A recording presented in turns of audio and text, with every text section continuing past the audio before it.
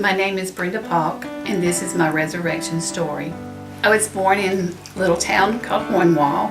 I was the only girl, grew up with 3 boys. We didn't always go to church. There were times when I remember going to special events when my mom would carry us to church. I remember spending summers with my grandmother in Mississippi. I would always spend most of the summer there. And she would sing church hymns to me and talk about what I was going to be when I grew up. And all I ever remember telling her was that I was going to grow up and I was going to have lots of kids. And I was 9 years old. My family moved to Waverly. And I remember crying for a week because I thought my parents had done the worst thing to me that they could ever do.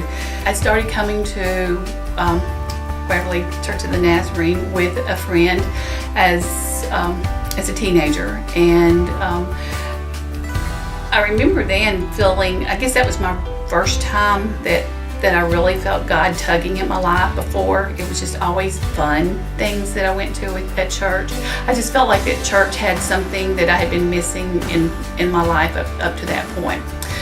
I dedicated my life to Christ at 17. I met my husband right out of high school, and after we dated just a really short time, then we got married. So I got married and started my family and thought that life was going along great. My life changed dramatically when I was 25 years old. I heard the dreaded diagnosis that I had cancer. I remember before I went in for surgery, I remember talking to God, and I actually tried to bargain with God. And I remember saying, God, I don't know what you have in store for me, but I've got a small child here. You gave me this baby here to raise, and my plans were to have a whole lot more kids and to just have a big happy family and raise my kids in church for you.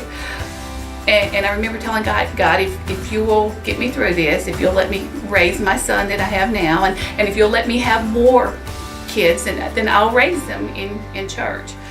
Like, God already had it all planned, because little did I know that just 3 years after my episode with the cancer, that he was going to send me a niece. My niece came and lived with us, and we already had because when my husband and I got married, he had 2 children. So we already had his 2 children, and then ours, and then I had a niece. So I thought, well, be careful what you ask for, because by that time I had a house full of kids. 12 years ago, actually, he brought Mallory into our lives, and I remember when that opportunity came to bring Mallory in. My husband was just planning on retiring, and again, we had plans, thought that we had everything already decided out.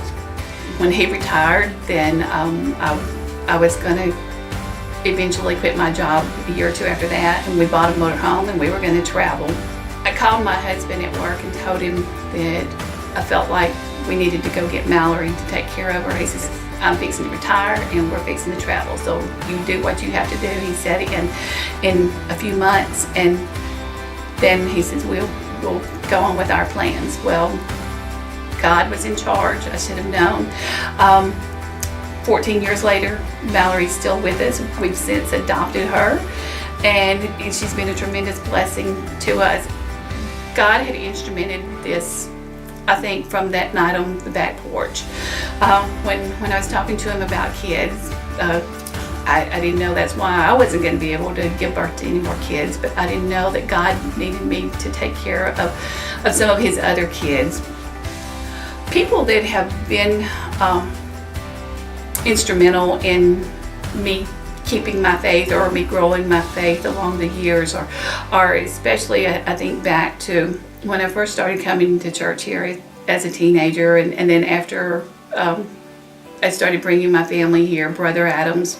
And I remember watching Ruby Blankenship in the church, and she was here every Sunday, every Wednesday night with her boys, and I know I've disappointed God because there have been times when I've let other things come before Him and have pushed Him back and haven't given Him all the time that He deserved.